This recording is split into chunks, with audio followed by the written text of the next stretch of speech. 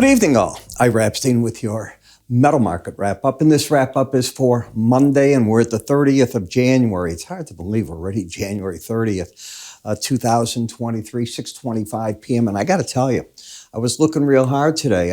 We had sun, and it didn't get dark until well after 5 o'clock. Yeah, that's big. I mean, we were 4 o'clock for quite a while that it would get dark here. We are freezing. Tomorrow we will be below zero in Chicago. A week from now we'll be 40 degrees. So we're getting that swing in temperature. And I have to tell you, living here, it has not been a rough winter. We've had very little snow and not that cold. It's been definitely warmer. Will we get the snow up to normal for January? Maybe, but not in the city itself, probably the suburbs. Very mild. New York, I hear, is mild as well. So these are good things. All right. So let's talk about what this week is, because it's crazy in terms of information. Tomorrow we get the employment cost index. They're looking for it quarter over quarter up 1.1%. We're going to get the conference board coming out. We get Case-Shiller numbers. We get a host of information leading up to the all-important FOMC meeting on Wednesday. On Thursday, you get both the Bank of England, the European Central Bank meetings. Then, and by the way, along the ride, we get the ADP numbers and some other employment numbers, culminating on Friday with the all-important U.S. jobs report. Folks, it's wild. So what's set into the markets is profit taking. The markets are evening up in front of the slew of reports that are coming out. You're losing trends, and that's okay. It's been a heck of a run in some of these markets, and things take a breather. You're still sitting at $84 in Brent, but you're under the 80 level in WTI. You're at 273 in the nat gas. I was reading reports that I've been waiting to see when reports would come out of really crazy numbers, because that's when you get overdone. And now I'm reading down to the $2 level. Okay, I'm not saying it can't happen. I'm saying, wow. Bonds and notes, pretty stable. Bitcoin up a little bit tonight. As you can see in the grain markets, not open at this point. But if you and I take a look at the the currency markets, little bits of a bid, but they got beaten up pretty good today. The dollar reigned supreme and everything else fell. And here's the interesting part. Everything else fell as China's traders came back to their trade desks. And yes, I told you, they come back this week. We have 3 stages of their holiday. It really ends on the 5th, but for all purposes like America and Europe, a 2-week holiday has about a week's real life to it. And then traders are expected to be at work. So they didn't come in and buy as much as the trade was hoping. That's all I can think.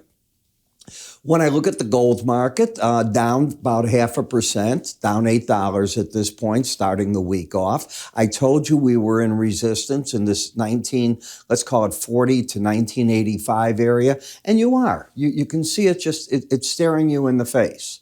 So the market was just going up day after day, and all of a sudden the market's getting a pattern of a stall. You still have the pattern of higher lows, higher highs. If you should take out 1933, you would get suddenly lower highs, a lower low pattern, breaking the uptrend, and probably calling for a move that can get back towards wherever the 18-day average comes in with it, right now around 1924.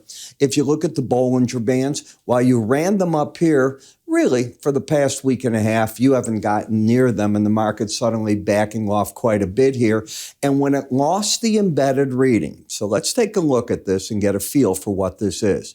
If you haven't taken my enhanced Bollinger Band course, do so. That's all I can tell you.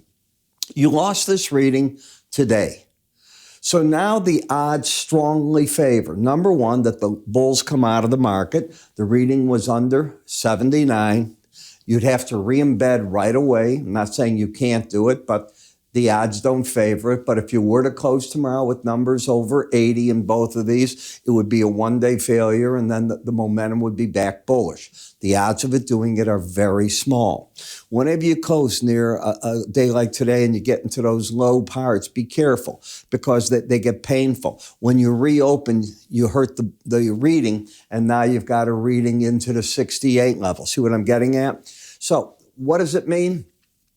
It means if you've taken my course, and I teach you how to do this to figure it out, the odds favor you're going to get back to the 18-day average of closes before you take out this high up here. That's what it means. Is it a bear play? It's not what I said. It's a play not to be long anymore. You've lost the upside momentum.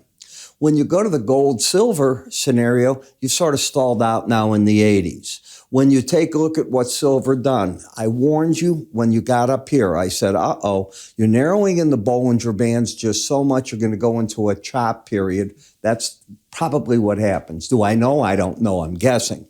It's exactly what did occur. And I warn traders, just stay away from that. It could either turn out to be a base or a top. I don't know which one it's going to do. We'll take a look. The weekly charts favor it going to be ultimately reckoning to the upside. You would think with China coming back to the market, that's it. But I don't know. My work is just saying stay away from that market. Then in the copper market, you lost here the embedded reading. So let's take a look and see when it was lost. And it was lost right here on Friday. Got the reading under the 79. Take the course, you learn what that means. It favors that before prices now get up over this high that I'm pointing at, wherever that 18-day average is, the market's going to be trying to zero in on it and get down to it. I think you're making your run at it right now. And from that level, I'll start looking for support levels and let the chart redo its thing. Platinum has been void of a trend. It's had a higher high, lower low, and it's oversold. Palladium's been in a downtrend just running here. It could even embed and get more bearish. And at the same time, the dollar lost its bearishness today. Again, we take a look at the Bollinger Bands, and you got a reading. Let's come back here and get us into Friday. You were okay there, but any reading over 21, game over for me. And that's what it did. I think you're going to get up to the 18-day average and stall there and play around as we then wait for the FOMC, the European Central Bank, the Bank of England, and the jobs data to all come out and set up whatever the next wave of money is going to go in the marketplace. And we'll see where that's going to carry us. But boy, it's an interesting time.